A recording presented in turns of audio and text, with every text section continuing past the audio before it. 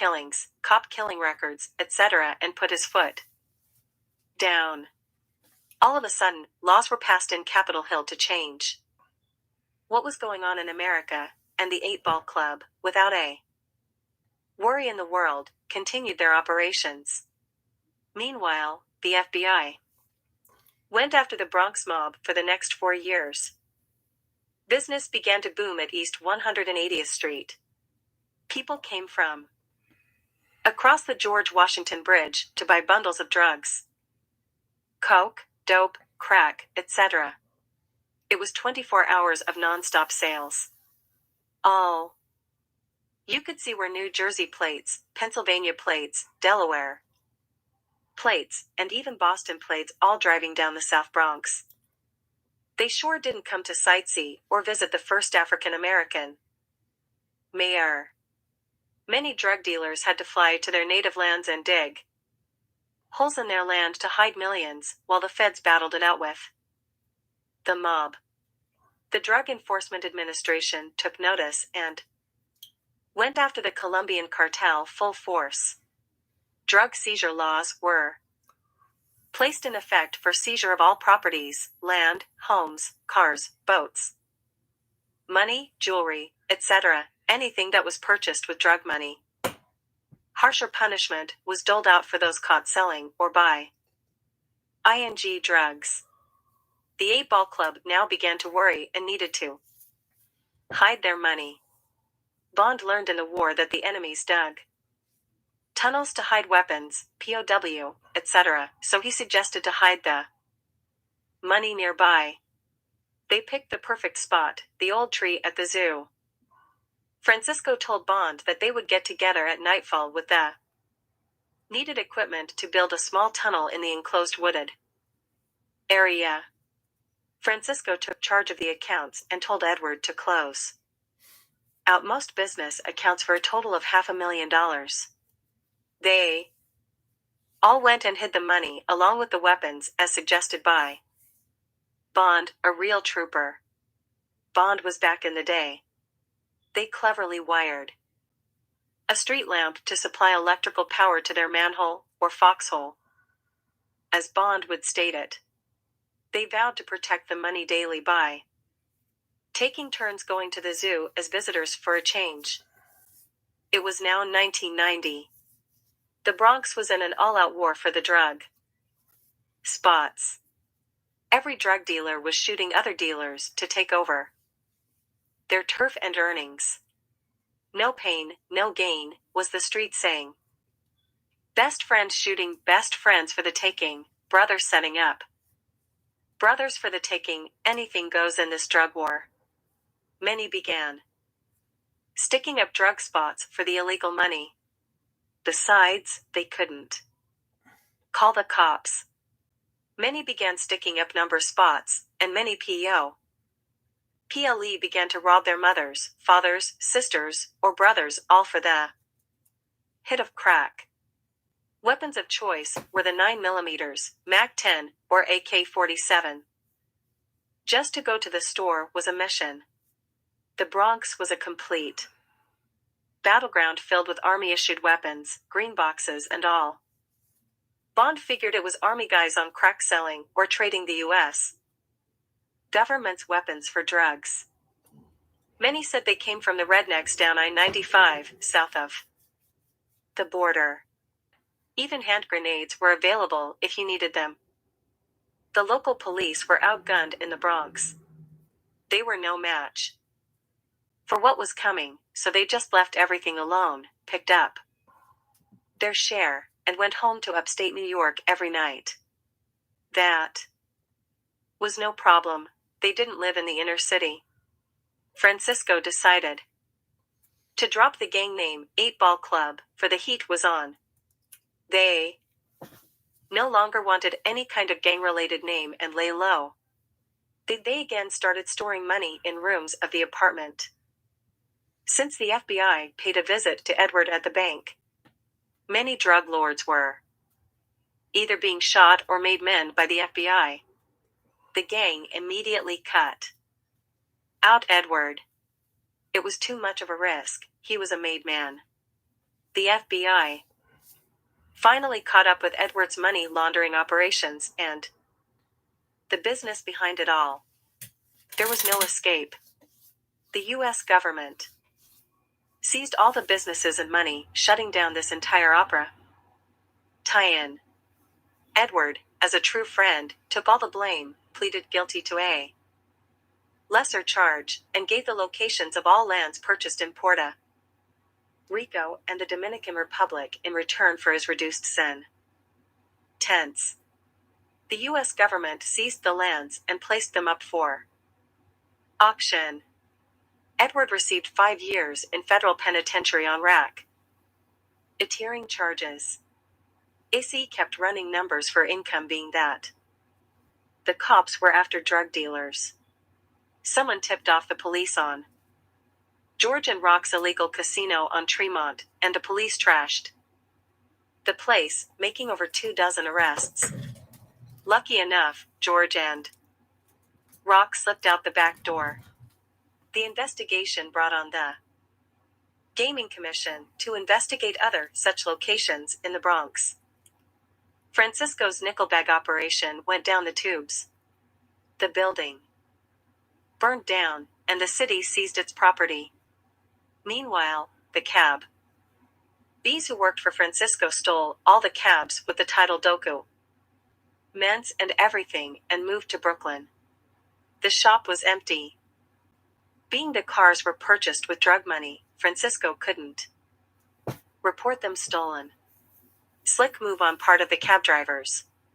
Afterward, the shop was raided by police on a drug sales tip. Police found N.Y.P.D, and Francisco immediately closed the shop. All the gang had left was the crack spot with Frank and Roy running the show and S.E. running numbers. The guys knew the end was coming because the law was changing and people vowed to take back the streets. It was the year 1992. A man who played the saxophone was the president, and America took notice of this great man. The drug dealers laughed at the idea of this man stopping crime in America. It was no joke. This was the man who gave back the streets to the POPLE. We the people, that is. Gun laws changed, and this brought the Bureau of Alcohol, Tobacco, Firearms, and Explosives, ATF, U.S. government agency into the Bronx to bust the drug dealers. The Drug Enforcement Agency worked side by side with the ATF and wiped out the South Bronx. Frank and Roy were busted for smoking the prod. Act they vowed not to use along with guns. The money needed to bail them out had to come out of the hidden funds at the secret zoo. Location. Francisco, Bond, George, S.E., and Rock had to come up with $200,000 because of the amount of guns found at the crack spot. They all agreed to bail the Blood Brothers out and went to the zoo hideout to get the money. The boys group, who were now men, had to face the music. At the hearing, Frank and Roy were sentenced to 5 years on probation, and the U.S. government seized the $200,000 bail as undeclared tax dole. Lars, a real bombshell. The criminals in the Bronx began to feel the pressure placed on them by a U.S. president as well as a new mayor in New York City. There was nowhere to run or nowhere to hide. S.E. kept running numbers on Southern Boulevard to keep the funds at the zoo safe. Some of the guys had girlfriends and began getting soft. They didn't want to sell crack anymore. Edward was serving his time like a true friend. Francisco placed junior drug peddlers on the streets to sell dime bags of coke. That failed, the dealers would either get busted or steal the bundles. There was no loyalty in this business anymore. Even the lookouts would be turncoats. The new mayor had creamy nails on the grill, the mob was history, and the blue wall of silence came crashing down. Issy one day dropped some number sheets on the floor and forgot about them, and along came some cops from Manhattan South on a tip-off to investigate the joint. Cops spotted 357 action on the sheets and arrested Issy with the evidence. What a dummy. This cost the gang 50,000 big ones. Issy was given 5 years on probation and now took the numbers in the parks. Frank and Roy started up the crack smoking again. Francisco hit the coke with George and Rock. Bond ended up in the Veterans Health Administration Medical Center for Post-Manic Syndrome.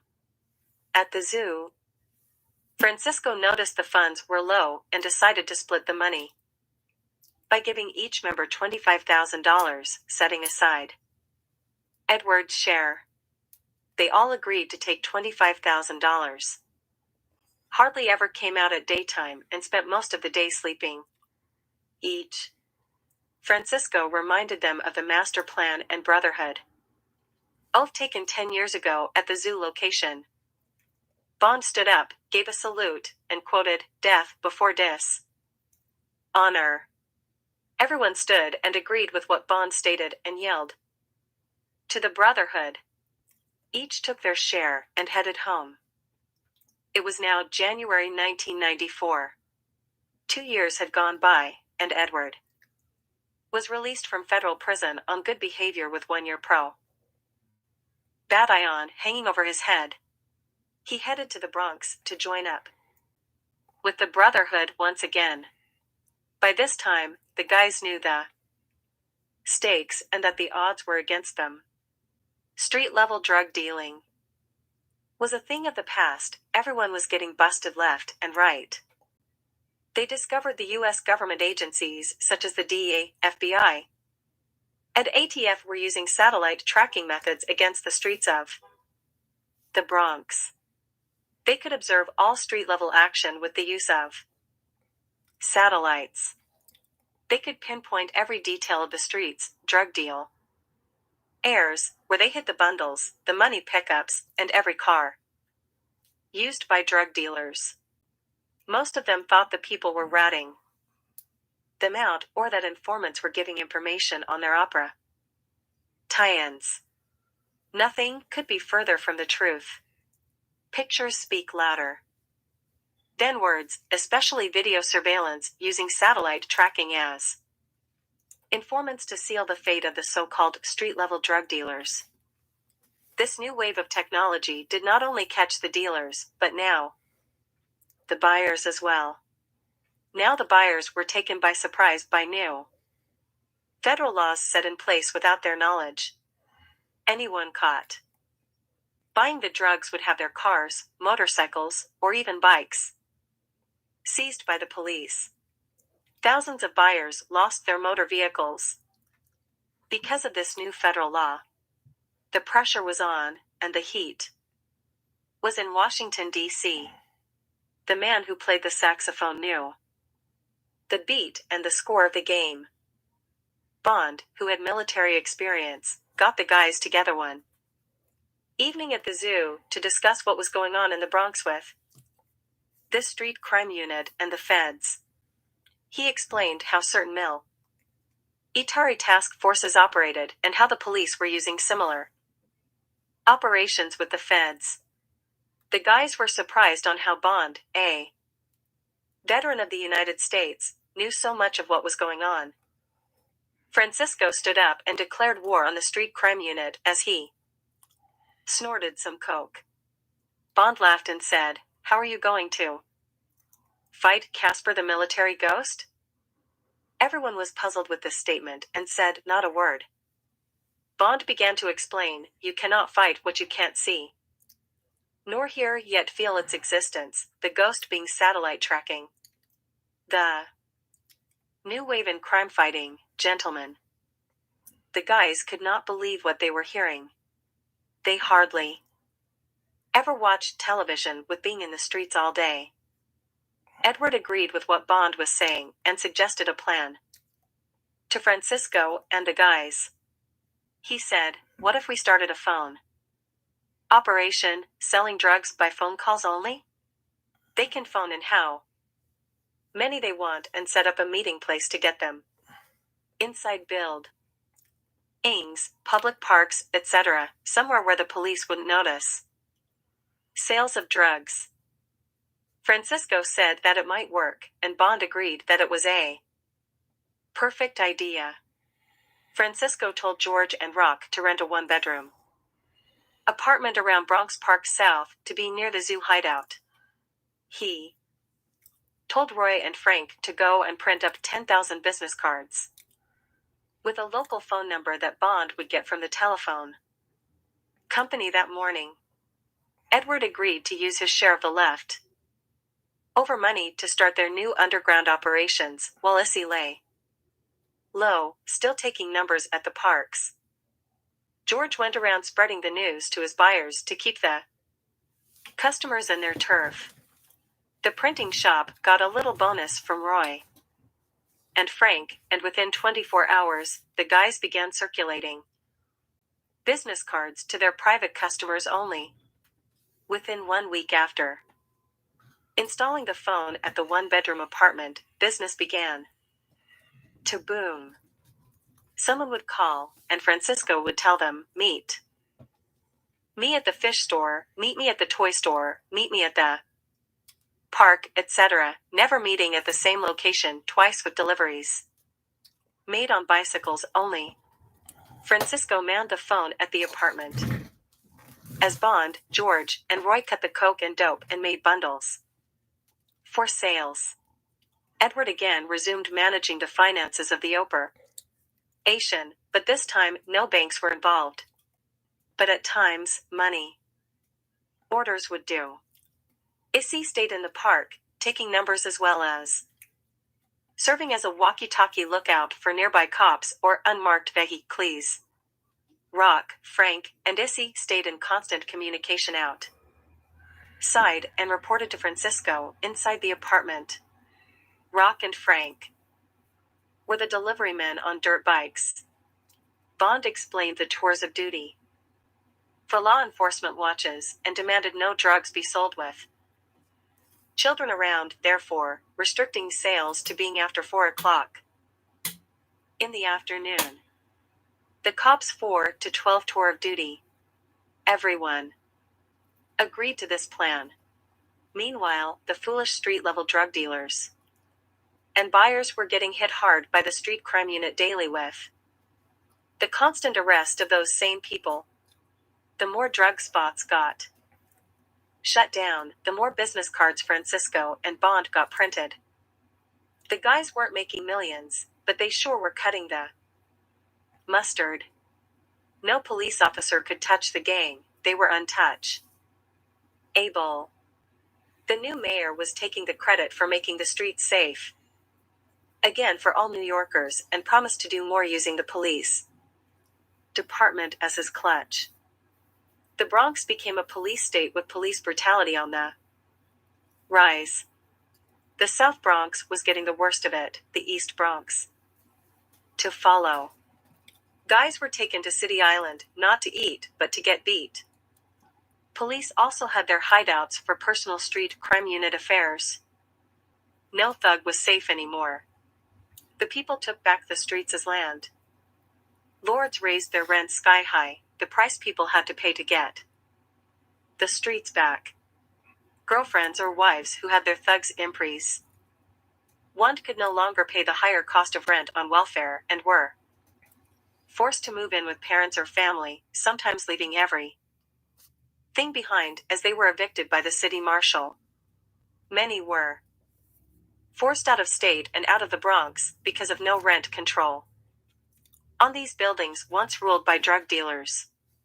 The people won back the streets, all right, with the mayor getting all the glory. It was now January 1996. 2 years had gone by, and the Sachs off-on playing president won a second term in office. Don't stop thinking about tomorrow was his slogan. The Bronx couldn't stop thinking about today nor yesterday as the mayor let the Bronx have it by forcing the poor out of the Bronx and making policies for city workers to move into the inner city.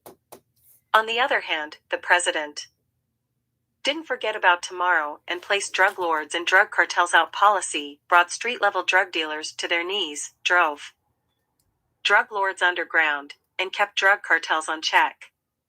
The mayor immediately wanted to be re-elected to join in on the president's plan. Meanwhile, the Bronx thugs were getting beat up daily by the street crime unit. Some even got killed. After a while, the innocent citizens became thugs to the street's crime unit. Everybody in the Bronx was getting it no matter what the reason was.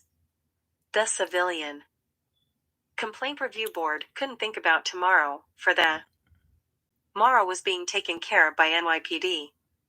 As for Francisco, Bond, Roy, Edward, Rock, Frank, Issy, and George, business was smooth as ice. They knew the street crimes unit was looking for those suckers who kept on with street-level dealings, now getting 2 to 4 year sentences mandatory by the state of New York. No more revolve. ing door justice, it now was 1, 2, and 3 strikes of felony. And you're in for life. The guys wanted no part of that. Soon every one started or joined the new wave of drug sales and drug buying. Everything was private and personal. Meanwhile, the mayor claimed victory by winning a second term in office. Hooray for him. This year, the guys vowed to watch the ball drop at Times Square and join the mainstream in their celebration of the new year.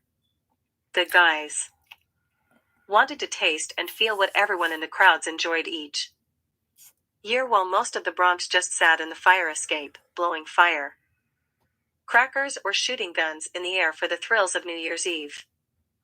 So on December 31st, the guys gathered at Times Square to watch the ball drop within the crowd.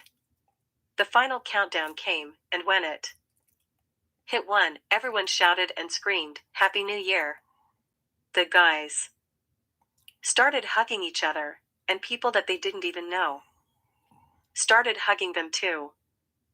The guys felt like they were on top of the world, but they didn't stop thinking about tomorrow because they realized they lived in the ghetto of the Bronx.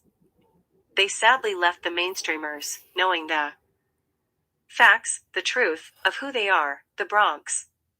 They all ran to catch the number 2 train back home. On the train, Bond told the guys that watching the ball drop would be part of their master plan if they don't make it to the year 2001. Francisco agreed and said, yes. December 31st would be perfect for our master plan at the zoo. On his agenda, passing new gun laws with the 3 strikes and your rest of the guys questioned what the plan would be, and Bond told them not to worry about tomorrow. They all laughed and agreed to whatever plan suited them fine.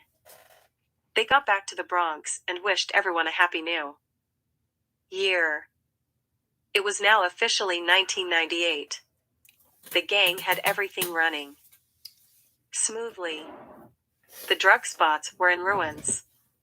Many people quit drugs and went into rehabilitation programs because of the junk that was being sold on the Bronx streets. It seemed that nobody could get a hold of the real stuff. Street-level punks were cooking up homemade coke, using aspirin and speed and other hallucinogens in their mixture and mixing cancer pills, morphine, downers, and other hallucinogens to make fake heroin in Bronx apartment kitchens. It was a real mess out there for street-level drug dealers. For the phone drug operation, it was for members only. No one sold to new customers or strangers. A rat couldn't even fit through the cracks. That's how organized the drug lords demanded it to be. The gang would change their phone number F.B.I every 6 months without detection. New cards were printed also. To keep business running smoothly. Carrying guns became a fool's nightmare. There was a 1-year mandatory sentence, for starters. If the gun was linked to any bodies, the sky was the limit. When the Toys for Guns program opened, the gang loaded the joint with automatics. No questions asked, right? The mayor suspected drug trafficking in taxi cabs and began pulling street-level drug dealers out of the cabs, livery cabs, any cabs. All the police ever got were kilos of homemade junk. He began pounding the livery cabs, taxi cabs, and yellow cabs using the Taxi and Limousine Commission, TLC. As a result of this knowledge that the street-level drug dealers were transporting drugs via taxi. Now, in the Bronx, people feared taking cabs and instead took the bus or train. Metro cards became a boom. ING business for Mr. I Love New York. The Bronx was now an a lion's den. There was no way out for the drug dealers, just a job, just over broke. Meanwhile, the street crime unit was being dismantled by the public via the media and civil rights groups because of their excess use of force against citizens of the Bronx. People now feared the police and the police brutality in the inner city. By 10 o'clock, everyone knew where their children were, upstairs, locked in their rooms. Drug sales were down, and no one was in the corners drinking brew anymore, for this was a crime now. Loitering was prohibited by the N.Y.P.D. of the Bronx. Got caught with a beer in your hand, a fine, or rest peacefully in the ghetto without loitering or going outside their buildings, for now this also became a crime. To keep the fire going, the mayor put more cops on the beat. You couldn't make a move without a cop breathing down your neck. It was a direct passageway to Rikers Island. The fun of drug operation was kept for members only for the years that lay ahead. The gang changed departments often to avoid detection by police. Customers were now screened to sniff out the rats. The gang was not making mega bucks, but they made enough not to end up back on welfare, which now became workfare, in which the person had to clean up the city's mess for their checks. Roy and George got their girlfriends pregnant and needed more money to start their families. Edward decided to get married through the Catholic Church because of the beliefs he claimed, but the gang knew it was a shotgun wedding, being that the girl was only 17. The girls wouldn't give Bond the time of day with all the drugs. The Veterans Administration Hospital had him taking for Francisco. Rock, Frank, and Issy, life was nothing but a dream, so they stayed single. Besides, it was better to deal with the business without all these emotional conflicts. After all these years, the Brotherhood oath stood tall. It was now November 2000, over 2 years had gone by. The president who played the saxophone was on his way out of office, and his wife was running for New York Senate. The polls were in her favor. The fun of drug operation began to increase in sales, being it was an election year. People began demanding drugs like coke and dope again. The phone was ringing off the hook. Francisco cheered, because he knew once they got rid of the sax-playing president, everything would go back to the way it was. Bond explained to Francisco that this new president who might win was the son of a former president, so he shouldn't get so cocky or foolish with their operations. Francisco said, "We will wait after the holidays to put into effect our master plan. It's been 30 years into our brotherhood, and we must stick together." Before leaving office, the last president vowed to declare war against the Colombian cartels. It was now January 2001. The newly elected president took control of the White House as his father did years ago. He was a no-holds-barred Republican president. The mayor of New York City was under fire by police for an increase in salary and claimed the mayor used them for his power and glory.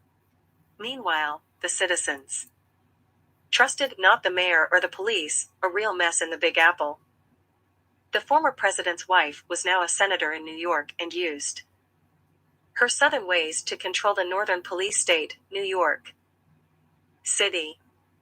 Now the police had the mayor with his back to the wall and demanded equal time, equal pay. The mayor now began to lose control over the N.Y.P.D, his main backbone of support against crime in New York City. The police just wanted to do their 8 hours and go home. Arrests started to decline in the Bronx. Local criminals took this as the coast being clear and began robbing cars, stealing, holding up bodegas, etc. The guy stayed low in fear of this new president and didn't believe the hype of the media as they downplayed what was happening in the Bronx. Word from the street got out to the White House about this phone-a-drug operation going on through up the cities of New York, New Jersey, and Connecticut, the tri-state area. The new president was astounded with the information received about drug sales and immediately brought this to the attention of Congress for congressional investigation. 90 days went by, and Congress passed new laws into legislation allowing the Federal Communication Commission, FCC, to join forces with the Drug Enforcement Agency, DEA, and the Bureau of Alcohol, Tobacco, Firearms and Explosives, ATF, in the war against drugs and illegal firearms. The new laws passed allowed federal FTS lines to tap into telephone lines for anybody suspected of selling, trading, or buying illegal drugs or firearms over public telephones lines. The President and Congress knew the civil liberties and constitutional rights of the people would be violated when taking such actions, but they also knew that the freedom of America and to be American was a privilege and that a person had to earn the right to live in America among the working class. Tax-paying citizens have always viewed the street-level drug dealers as outcasts of the community and society itself. The last president vowed to take on the drug cartels, and by golly, this is the way the president exclaimed. The issues were taken to the Supreme Court, the highest federal court, for approval of a top-secret U.S. federal government probe involving the FBI as team leaders. Under special guidelines, the Supreme Court allowed the Sting, the FBI, FCC, D, ATF, and N.Y.P.D were now the force of vengeance for those who hurt America. This would be the biggest bust since the French Connection in the Bronx, exclaimed the FBI director. Meanwhile, back in the Bronx, Francisco was busy taking orders for coke and dope in a different apartment with Bond and Frank now making deliveries to change the faces of the delivery men. Everything seemed normal out in the streets. Issy kept up with the numbers in the park and called in every half hour to report whether or not the coast was clear. Rock, Roy, and George cut the material and bagged it into bundles, while Edward kept up with the finances. The guys kept up with the media reports to be updated with what was happening to the police department and the mayor. Little did they know that the plan the U.S. government had no leaks to the media. It was foolproof. At the White House, the president set the date for his operation, President's Day, February 19, 2001.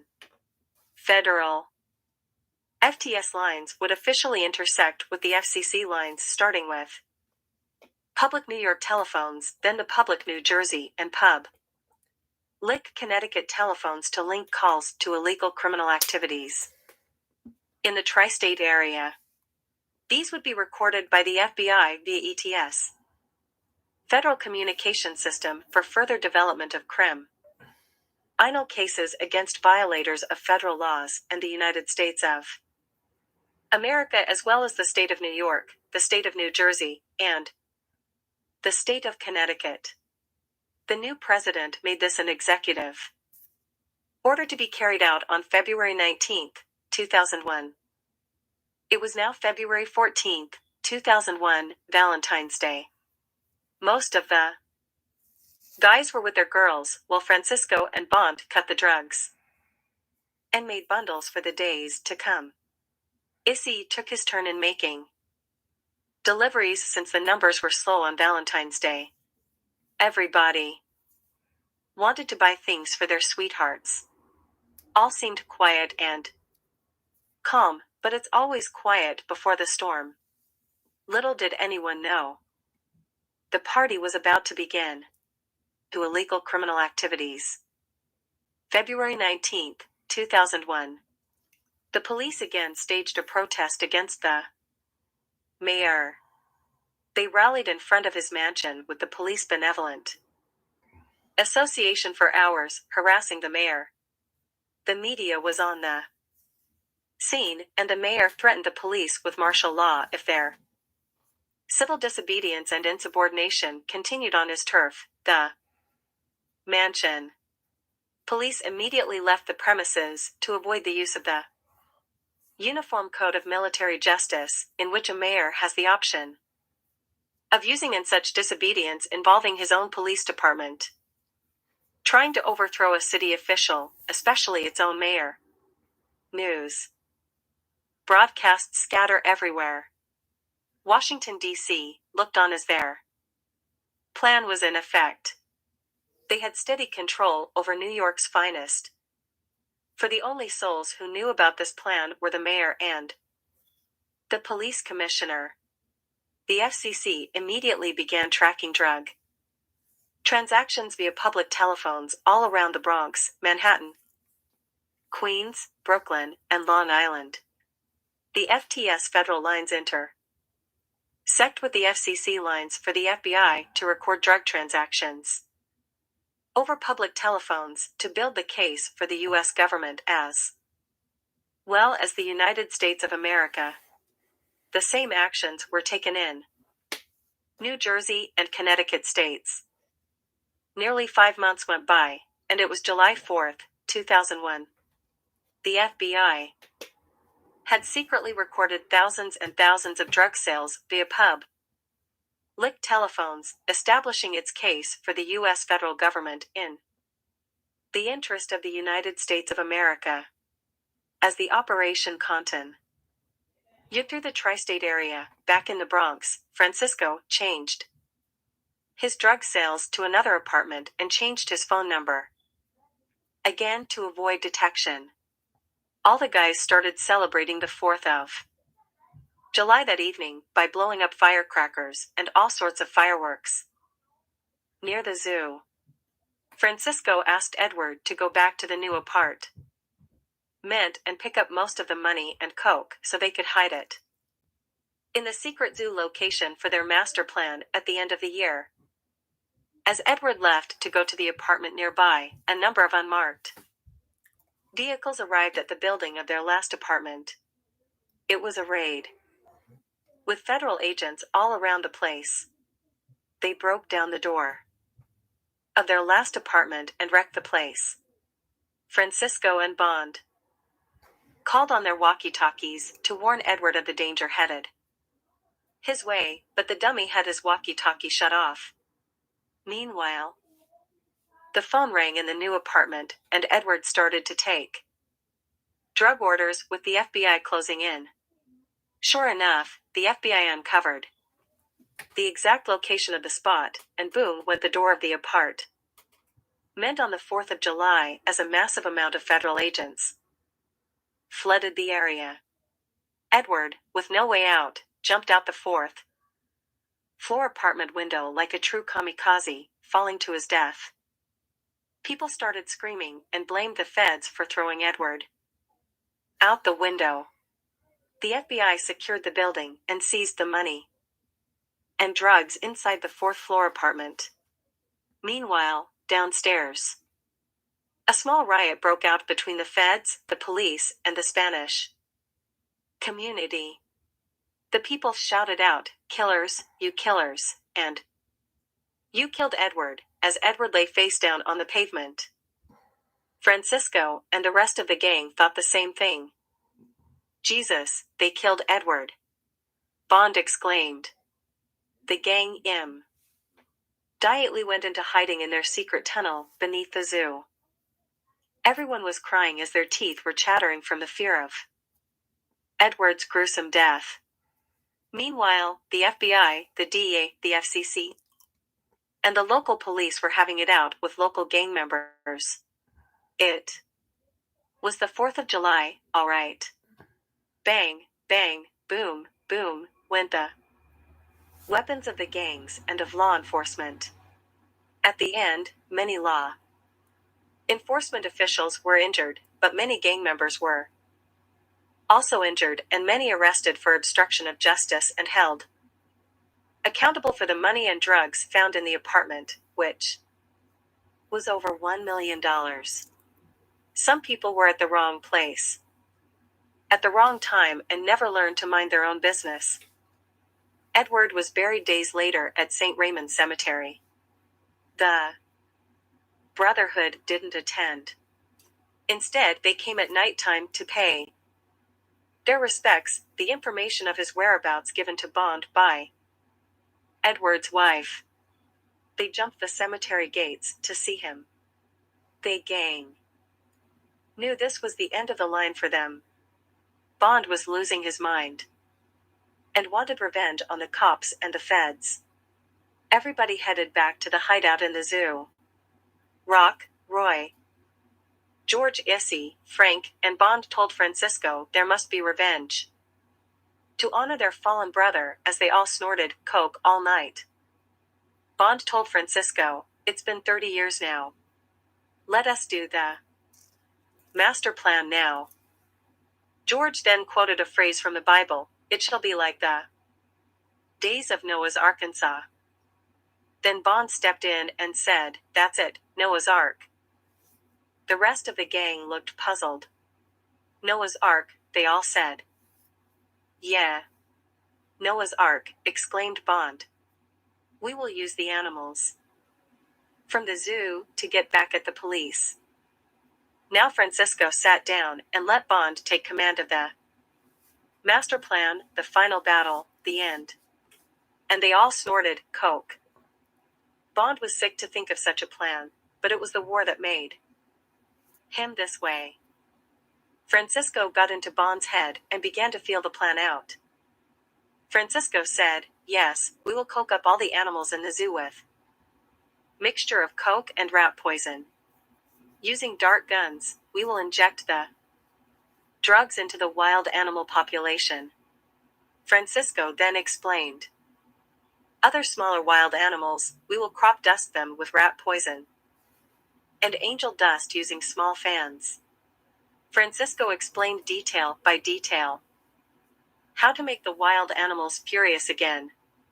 Afterward, they would unleash the fury onto the streets of the Bronx for the day of the zoo. "This will be our master plan." Bond was elated with the plan, and they all agreed on getting back at the Bronx for killing Edward. For the meantime, everyone lay low in the hideout. Bond thought that he was in the war again and gave orders to all of them. Francisco went along with the orders to accomplish the master plan. Bond set the day to attack the cops in the Bronx, December 31, 2001, New Year's Eve at the stroke of midnight.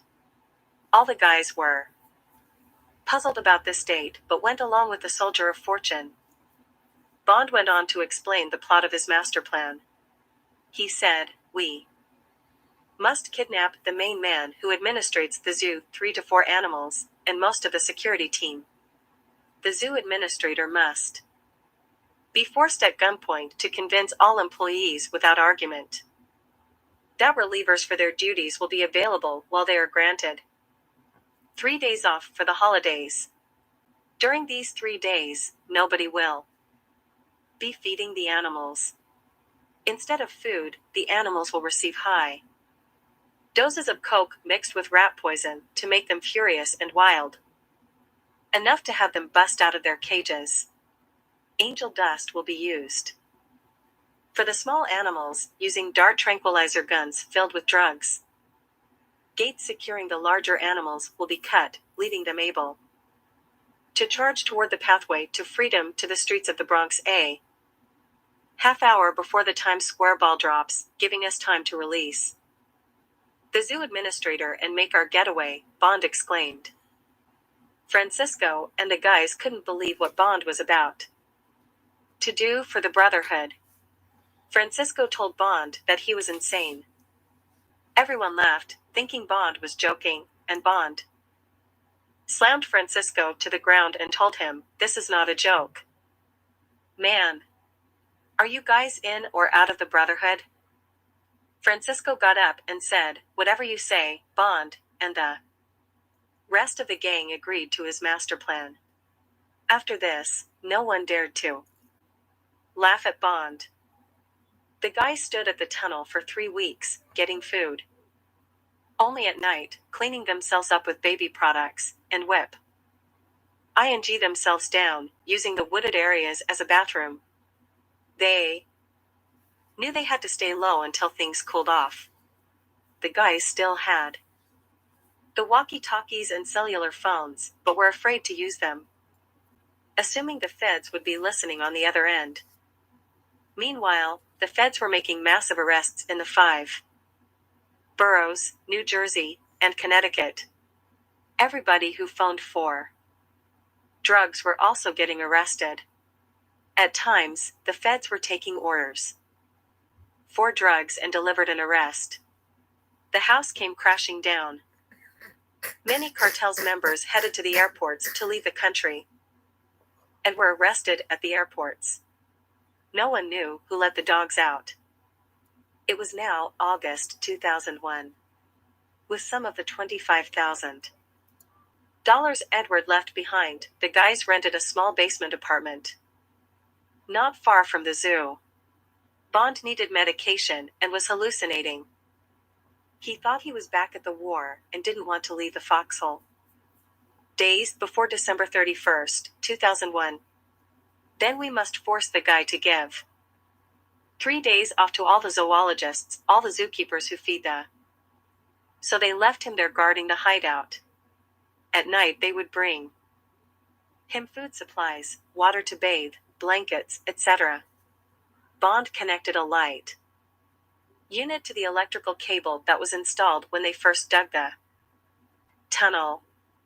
The gang stayed in the apartment all day until nightfall. They couldn't afford to be seen for the rest of the months that lay ahead. It was now September 2001.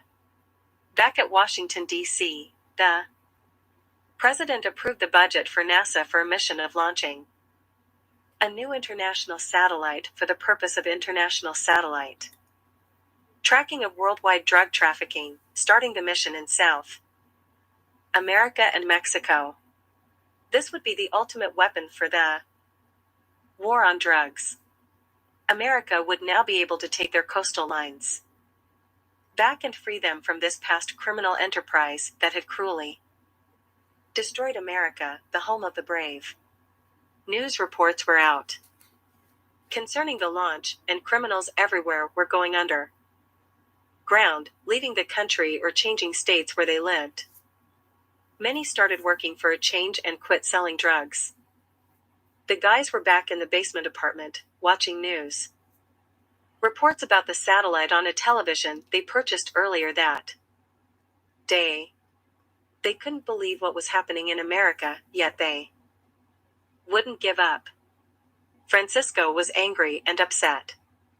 The rest of the Gang were losing their minds with all the coke they were snorting, and showed no emotion or remorse to the media hype because of the master plan they were going to carry out on New Year's Eve. The guys told Francisco not to worry and offered some coke to drown his sorrows. Bond was being medicated with marijuana daily to help him with his pain. After 2 weeks, he came out of the hideout at the zoo and joined the gang at the basement apartment. It was now October 2001. The gang knew it would be a harsh winter, so they purchased a couple of heaters for the hideout and began to purchase enough coke, angel dust, and rat poison for the animals at the zoo. They also went to Long Island and purchased tranquilizer guns and hundreds of darts. The darts would be later drained and filled with their own chemical solution containing coke, angel dust, and rat poison. As Bond and Francisco cooked the chemical solution in the basement apartment, the rest of the guys went to. 1 week had passed, and the guys had everything they needed for the master plan at the zoo. They waited until nightfall to take the supplies to the tunnel at the zoo. When they got to the zoo, they quickly uncovered the pit and loaded the place with the equipment purchased earlier that week. They set up the heaters in place and loaded the dart guns with the homemade darts. "We are now ready for the master plan," exclaimed Bond. "From here on, the sky is the limit. There is no turning back now." The guys cheered Bond on and immediately headed out of the zoo without being detected.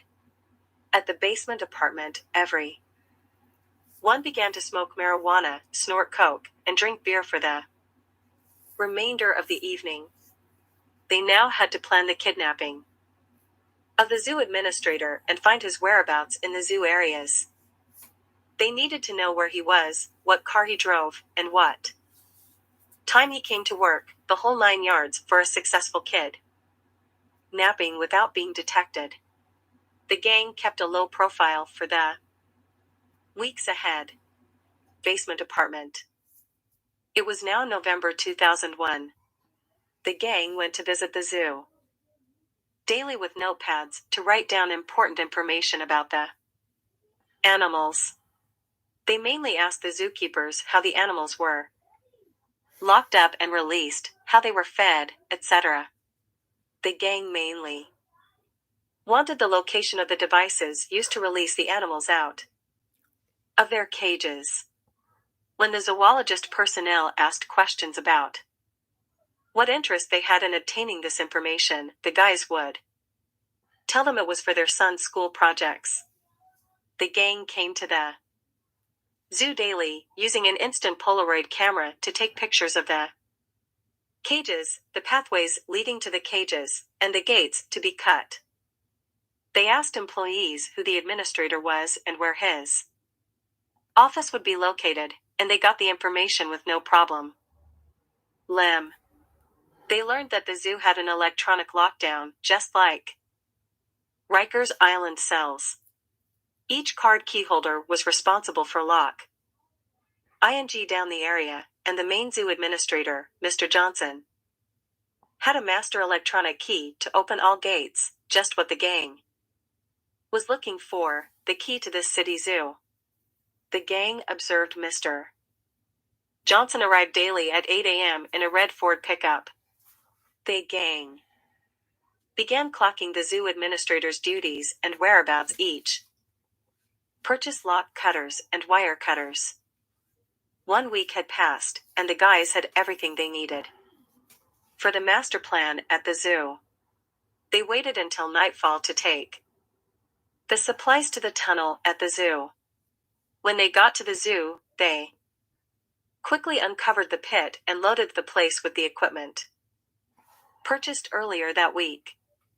They set up the heaters in place and loaded the dart guns with the homemade darts. "We are now ready for the master plan," exclaimed Bond. "From here on, the sky is the limit. There is no turning back now. The guys cheered Bond on and immediately headed out of the zoo without being detected. At the basement apartment, everyone began to smoke marijuana, snort coke, and drink beer for the remainder of the evening. They now had to plan the kidnapping of the zoo administrator and find his whereabouts in the zoo areas. They needed to know where he was, what car he drove, and what time he came to work, the whole 9 yards for a successful kidnapping without being detected. The gang kept a low profile for the weeks ahead. Basement apartment. It was now November 2001. The gang went to visit the zoo daily with notepads to write down important information about the animals. They mainly asked the zookeepers how the animals were locked up and released, how they were fed, etc. The gang mainly wanted the location of the devices used to release the animals out of their cages. When the zoologist personnel asked questions about what interest they had in obtaining this information, the guys would tell them it was for their son's school projects. The gang came to the zoo daily, using an instant Polaroid camera to take pictures of the cages, the pathways leading to the cages, and the gates to be cut. They asked employees who the administrator was and where his office would be located, and they got the information with no problem. They learned that the zoo had an electronic lockdown, just like Rikers Island cells. Each card keyholder was responsible for lock ing down the area, and the main zoo administrator, Mr. Johnson, had a master electronic key to open all gates, just what the gang was looking for, the key to this city zoo. The gang observed Mr. Johnson arrived daily at 8 a.m. in a red Ford pickup. The gang began clocking the zoo administrator's duties and whereabouts each day, setting up the kidnapping plot. The gang observed him carrying the master key everywhere he went. Through the window on the door, Francisco observed the time clock of the employees set in his office and observed the payroll book on his desk that contained all the employees' addresses and phone numbers. Francisco called the gang over, and they took quick pictures of the area. Bond said, "We will need that book to secure our master plan. When we kidnap this Mr. Johnson, we need to ensure we get all these vital documents pertaining to all zoo employees, especially zoo security."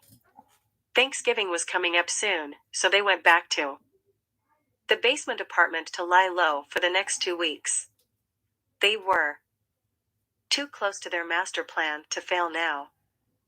Meanwhile, news reports talked about NASA launching the new international satellite on December 1st, 2001, at the Kennedy Space Center in Florida. NASA reported all systems were go for this launch date. Other news reports talked about the phonodrug operation bust going on the tri-state area and how there would be more arrests daily as the FBI compiled secret evidence against all involved in this new wave of crime hitting the city.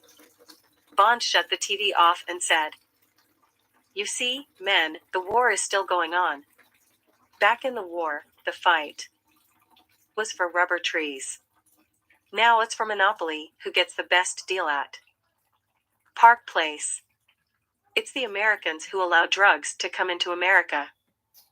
In the first place, it was used as a means to keep the minorities down and hooked on drugs.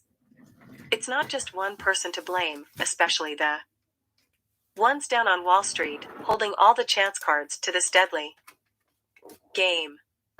We waited 30 years or so. Where is our chance?" Bond exclaimed. Francisco stood up and shook Bond's hand. "You're right, Bond. The Brotherhood never stood a chance in this game, but the master plan will prove one thing to the so-called Bronx And that is we are. All nothing but animals in a caged society. Nobody is going to stop. What is coming to them on New Year's Eve?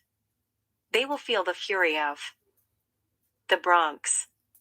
Let us seal the fate by smoking this pipe of marijuana and take a moment of silence for our fallen hero. Francisco exclaimed. Us and wild. They all became restless and began punching the walls. They all yelled, let's get them. Let's get those cops. The time will come, the time will come. Bond ordered the guys to relax and gave them lots of coke to snort. Now Bond brought the crew into his world, his mind, his understanding of war with Casper, an unknown, unseen enemy, for sure. Bond kept up his ritual with the guys for 1 week. They didn't eat anything, they just drank water and got high all day and night. They all became one mind for this kidnapping mission. Bond learned how to brainwash people in the war. It was now December 10th, 2001.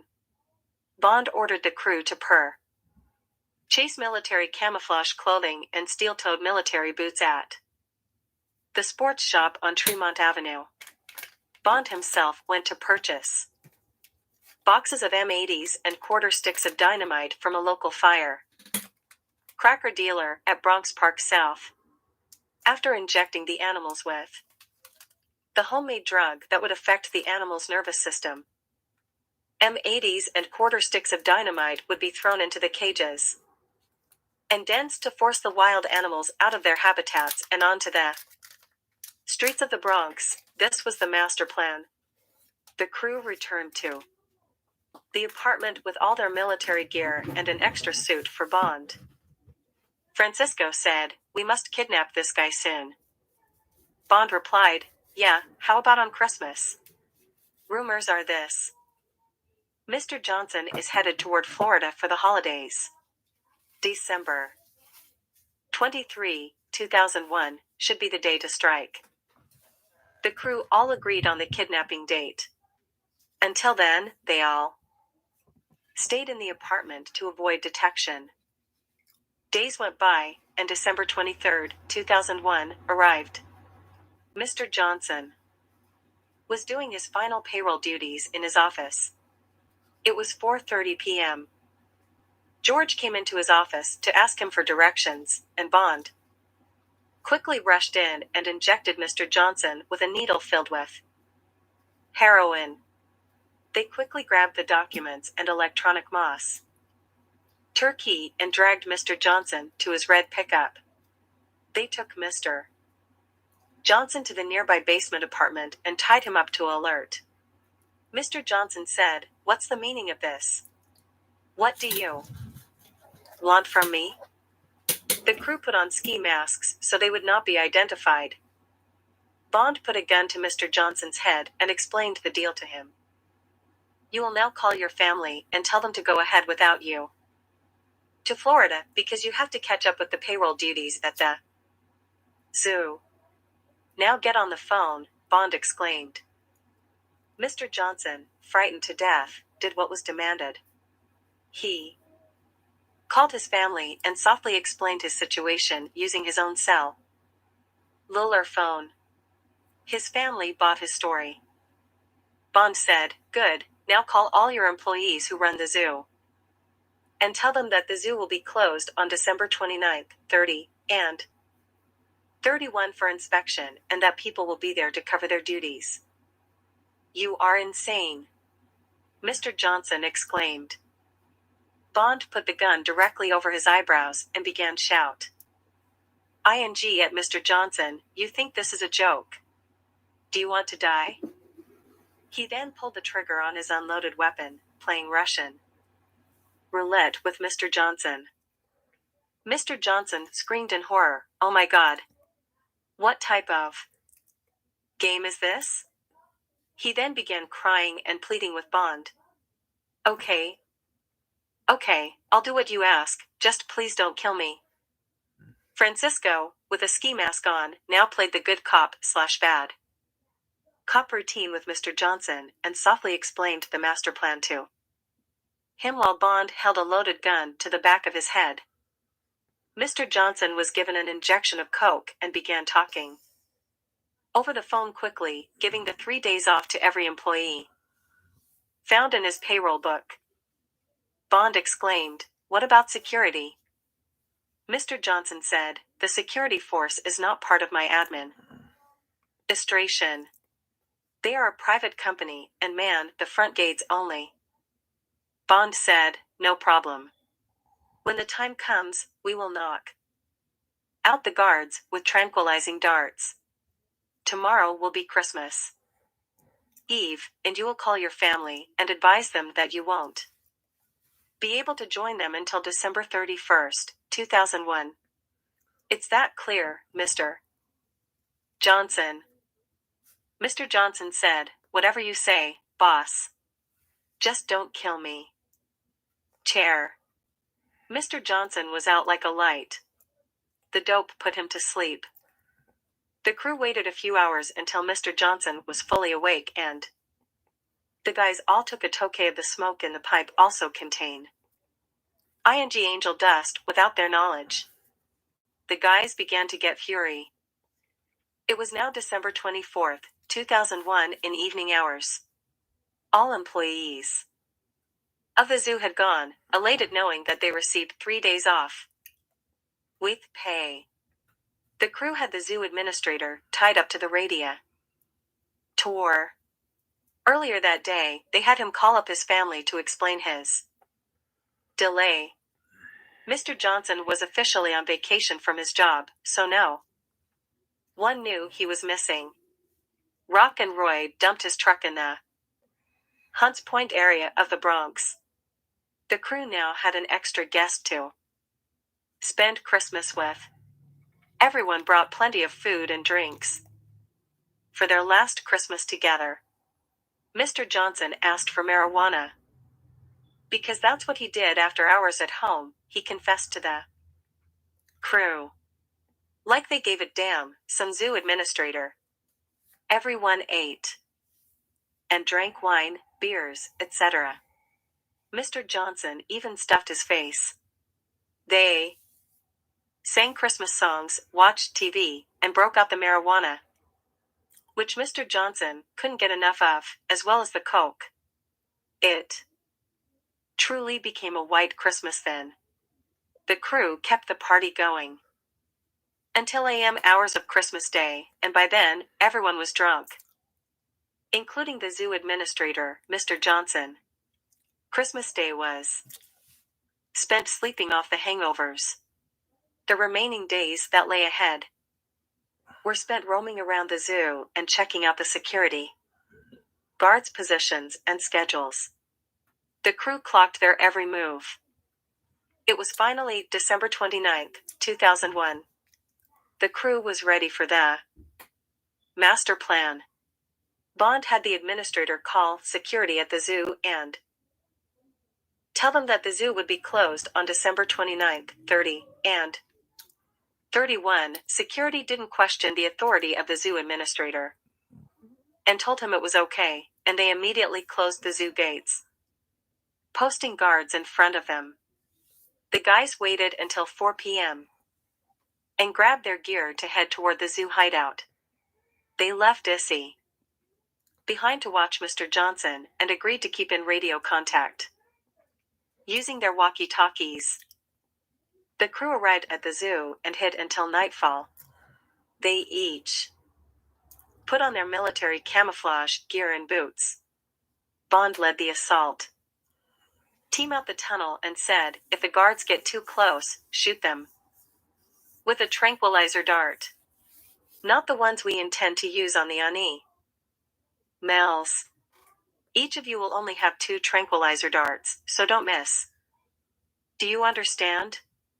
Bond immediately got into war mode and shouted, "Let's move out." Each man was loaded with hundreds of darts with a single shot pistol. Bond and the crew knew the zoo ever since they were kids, so they knew more or less which animals to hit first. They sabotaged the Gates first, cutting fence links, cutting locks, etc. This took a couple of hours. Most of the animals were inside because of the cold temperatures outside, 37 degrees, to be exact. Bond said, "Okay, the master key will open any cage. Let's hit the bears first." With the administrator's key, they opened the doors to where the bears were and used the electronic pass key to gain entrance to the bears' cages. They immediately shot the brown bears and black bears with the darts containing the coke, angel dust, and rat poison mixture. The bears went wild. Bond screamed, "Get back, get back. We won't release any animals until December 31st, 2001, at midnight." They slammed the gates and repeated the same action on most of the population. They hit the polar bears, lions, tigers, elephants, bobcats, black panthers, wolves, gorillas, monkeys, giraffes, buffalo, horses, donkeys, beavers, alligators, antelope, deer, baboons, moose, zebras, oxen, woodchucks, penguins, moles, gnus, orangutans, bison, etc. The guys hit everything and anything that moved that night and repeated the dosage before daybreak. The guards didn't suspect a thing. Bond called ISI and confirmed Phase 1 was completed. It was now the morning of December 30th, 2001. Bond and the crew got a couple of hours of sleep and snorted some coke to keep awake. They managed to steal some zookeepers' uniforms and put them on, and they acted like they were coming on shift. They walked past the guards at the front gate and went to take care of business. They waited until noon and again fed the animals with drugs. They would sweep up any darts they could, being that the animals were getting furious because of hunger and couldn't get sleep. When 4 p.m. came, the guys walked out the zoo, acting like employees at quitting time. The guards didn't suspect a thing. The crew quickly got something to eat and quickly returned to the hideout in the zoo. The guys said, yes. They radioed ISI, confirming Phase 2 was completed. They stood in the hideout, resting until nightfall. When night came, Bond again led the men into battle, assaulting all the animals again with double the dosages from before, but this time they even assaulted the larger birds such as eagles, hawks, owls, vultures, etc., any bird that bit. This madness continued until the AM hours of the next day. Phase 3 was completed. It was now doomsday for the Bronx, December 31st, 2001. New Year's Eve. The guys rested for 4 hours and walked past the front gate again as employees wearing zookeepers' uniforms. The animals were furious inside. They were not fed in 3 days, and no water was given to them, just drugs. The animals were bouncing off the walls with their bloodshot eyes from not getting any sleep. The animals were trying to crash out of the cages with fury and anger. It was no longer a zoo in there, but a jungle. The guards at the front gate didn't even notice all the noise the animals were making, being that they were too busy listening to their Walkman radio on full blast with their headsets glued to their ears. Bond noticed the guards' actions and said, okay, let's zap the animals one more time, and again they repeated their dosages of drugs to all the animals and birds. This seemed to quiet the animals down, like they were hooked on drugs. And hooked they were. The hour of 4 p.m. arrived, and the guys headed toward the front gate without being detected. The guard in the front gate was busy grooving to the beat. They called ISI and reported that The stage was set for the night before heading to home base. The guys all went back to the basement apartment to shower up, eat, and rest until nightfall. The zoo administrator, Mr. Johnson, had no idea what was going on. The guys let him take a shower and began to treat him nicely, but they still needed to tie him up until midnight. The hour of 9 p.m. rolled around, and the guys were getting restless. Francisco and Bond gave the men final instructions on the master plan they were about to carry out and knew that from here on, there would be no turning back. All headed to the zoo hideout to gear up for this disaster. They wanted to let New York City have Mr. Johnson. When they got to the zoo, all the animals were making loud rumbling sounds as if they all were roaring out of control. The loud noises could be heard from outside the zoo gates. People passing by would notice the loud sounds and questioned each other on what was going on in the zoo. The guys knew they had to act fast and carry out the master plan sooner than they had planned. Bond insisted on letting the smaller animals out first, starting at 11 p.m. and larger animals thereafter. Without hesitation, they waited in the hideout until the final hour of the master plan. It was finally 11 p.m., December 31st, 2001. The hour has come. Let's do it, Bond exclaimed. The crew began opening all the cages that held mostly all the smaller animals such as birds, monkeys, penguins, moles, snakes, etc.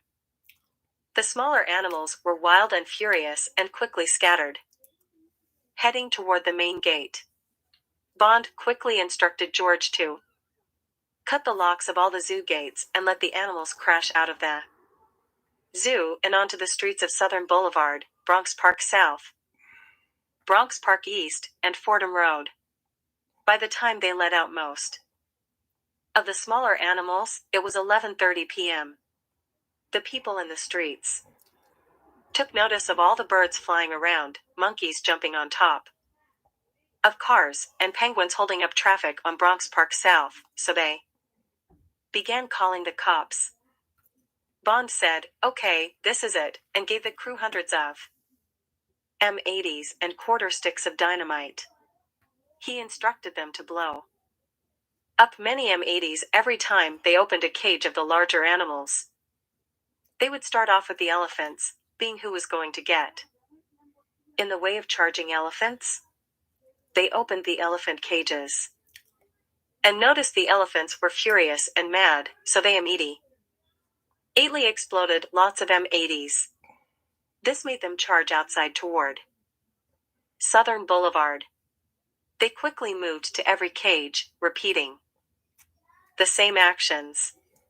They released the lions, tigers, zebras, buffalo, giraffes, horses, baboons, antelope, deer, moose, orangutans, bison, gorillas, polar bears, donkeys, alligators, gnus, bobcats, black panthers, wolves, etc., all animals in fury. Meanwhile, at Times Square, the ball was dropping. 5, 4, 3, 2, 1, Happy New Year 2002. At this very moment, there, it by all means. Issy was left behind to guard the zoo administrator. Was a loud explosion at the zoo, and herds of animals were charging in fury down all directions of the Bronx streets. It was like a rumble in the Bronx, but with animals, man against beast. The worst part about this was that the animals had not eaten for 3 days and were hallucinating from the illegal drugs injected into their bloodstream. There was a citywide alert bulletin broadcasted on the emergency broadcast system to the televisions, but mostly no one in the city noticed the bulletin because everyone was too busy celebrating New Year's Eve. The mayor couldn't be reached at this hour. It was the day of the zoo. It was a jungle out there. Furious lions and tigers began ing the public as the voracious animals they were. Animals spread out for blocks, covering all areas of the Bronx near the zoo. People were getting trampled by herds of wild buffalo and bison. Monkeys began climbing the fire escapes of buildings, while the gorillas and orangutans pounded on the people hanging outside their buildings. Eagles came crashing through folks' windows as vultures dined on human remains left over by lions and tigers. Baboons attacked at ran. Dom as black panthers hid in the city trees, awaiting their prey. Black bears, brown bears, and polar bears teamed up as a football team and mowed the people down. People would walk out their buildings and be trampled by antelope and deer zooming by. Many looked out the windows only to find a giraffe looking into their eyes. Wolves ganged up as a pack and left no trace of their victims, but bones. Elephants charged at police cars and turned them over, crushing men to death. As horses galloped through the windshields of many, donkeys just sat there, blocking the traffic, as rhinos and hippos rammed all sort of vehicles. Bobcats went up the number 2 and 5 train stations, attack ing people returning to the Bronx from Times Square. Many thought it was the end of the world, and others grabbed guns and shotguns, automatic weapons, knives, etc., anything they could get a hold of, and started fighting back. By this time, there were police helicopters, media helicopters, and FBI helicopters all over the Bronx area. Animals rights activists observed people gunning down the animals in cold blood and took to the streets to defend the animals, as well as the zookeepers and zoo employees. A riot broke out in the streets of the Bronx, and at the same time, people were getting killed or injured by this jungle called the Bronx. The mayor was finally reached and notified of the situation in the Bronx, and he immediately called out the U.S. National Guard and put martial law into effect in the Bronx. Afterward, he contacted the President of the United States in Washington, D.C., to report the disaster going on in the Bronx. The President ordered the Pentagon to take charge of the situation in the Bronx. Meanwhile, people began breaking into storefronts and looting the Tremont and Fordham areas as animals ran past them. The entire police force in the Bronx was involved in stopping the rampage and had no time to arrest the looters. There was just screaming everywhere. Gunshots rang out. There were hails of bullets in the air. Horns were beeping, cars were crashing, and there were explosions as well. The master plan had worked, but the guys didn't expect that it would lead to such tragedy and disaster. The Pentagon ordered hundreds of amphibious helicopters with cages attached to them to secure the runaway zoo, as 2,000 U.S. military Marines armed with automatic tranquilizer guns were deployed from a nearby aircraft carrier. The president immediately declared the Bronx a disaster area and ordered the Red Cross to assist the injured. Meanwhile, Francisco, Bond, George, Roy, Rock, and Frank were down in the tunnel under the zoo, trying to plan their getaway. It was after 1 a.m. in the morning, and all the guys heard all night were screams and yells of horror. Francisco called Issy and told him to release the zoo administrator and torch the apartment. Issy told Mr. Johnson, "You are free to go," and torched the apartment. Mr. Johnson yelled, "You are insane," and ran off into the streets, only to face himself with the wolves. Issy ran out of the blazing apartment and saw Mr. Johnson being attacked by the wolves. Issy couldn't believe what was happening as he looked around the area. People were running, cars were burning. The building that he had set on fire was burning, and animals were everywhere. All of a sudden, a gorilla grabs him in a bear hug and breaks his back, killing him. Francisco later tried to call Issy, but found no answer. Bond began to panic and hallucinate in the pit and yelled, "You'll never get me," thinking he was in the war again. He jumped out of the tunnel and disappeared into the woods in the zoo. Francisco was now in command again and had to think of a plan to escape. As for the rest of the guys, they began to realize that there was never an escape plan to begin with and told Francisco that there was no tomorrow as they dashed out of the foxhole. Then they jumped over the Bronx Park South Gate as Francisco tagged along. Outside the gates, for the first time, they noticed what this master plan had created, a monster. The police observed the guys jumping over the gate and gave chase as the guys disappeared into the animal circus. Meanwhile, the 2,000 Marines hit the streets and pled it out with the animals, putting them to sleep by tranquilizing them and later placing them in cages attached to amphibious helicopters that airlifted them back into proper zoo cages and proper zoo areas, a task that would cost the city millions of dollars. For the meantime, the FBI were looking for the responsible parties behind this plot. Many terrorist groups were phoning in and claiming responsibility for this terrorist act, so the FBI didn't know where to begin. Many blamed Mr. Johnson, the zoo administrator, who had the keys to the cages. Nevertheless, all hell broke loose. The blame game started. Fingers started pointing, and 3 fingers started pointing back. It was anybody's game. During the process of bringing back the animals, the U.S.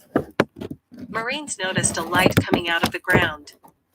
They went to inspect the area and remove the hatch Francisco left open, and they discovered the secret hideout the guys dug up, calling it a bunker.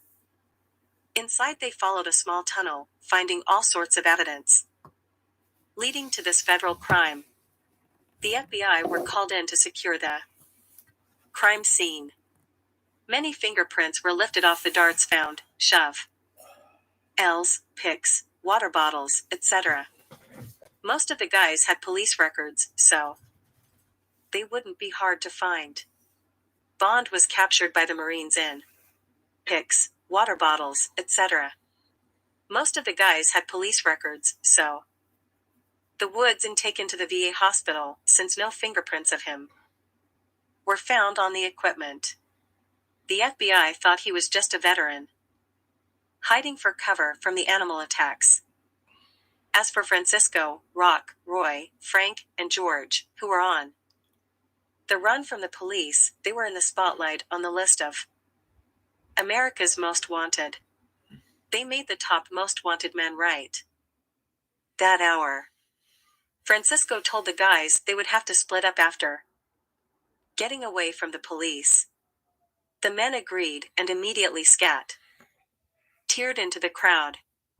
Rock ran down 182nd Street, and a baboon jumped on his back and bit him on his neck, killing him instantly. Frank tried to break into a car, but an owl poked his eyes out, leaving him blind and screaming for help.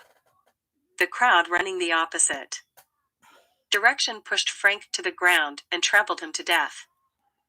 George ran back to his neighborhood, but word out on the streets was that he and his boys were responsible for letting the N.Y.P.D loose in the hood. So the gang gave George a beatdown like animals and killed him, leaving the vultures to devour his body. It gave George a beatdown like was devastating how people became animals themselves in disasters such as this. By daybreak, most of the animals were captured, but many smaller animals were still on the loose. Francisco turned himself over to the FBI and confessed his involvement in this evil crime against mankind and the citizens of New York City. The police were so fury. Us with the criminals who did this to the Bronx that when they caught Roy in the early morning hours, they didn't bother to arrest him. They just unloaded their weapons, shooting Roy over 50 times, demonstrating the animals the police have always been in the Bronx. Attacks. After it was all over, the Bronx looked as if an earthquake had hit. Francisco was sentenced to life without parole for his part in this crime against humanity. Bond was transferred to the Upstate Veterans Health Administration Medical Center for years of observation. So it goes to show that drugs bring out the animal in all of us, and in the end, it's always like the day of the zoo. August 1st, 2008. Operation S.T.O.M.P.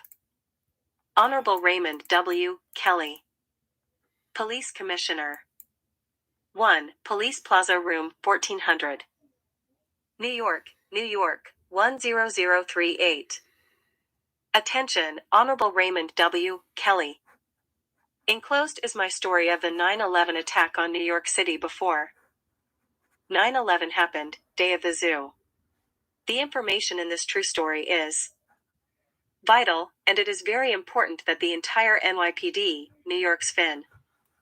Est, receive a copy of Day of the Zoo, 01-10P01A072, PU2-573.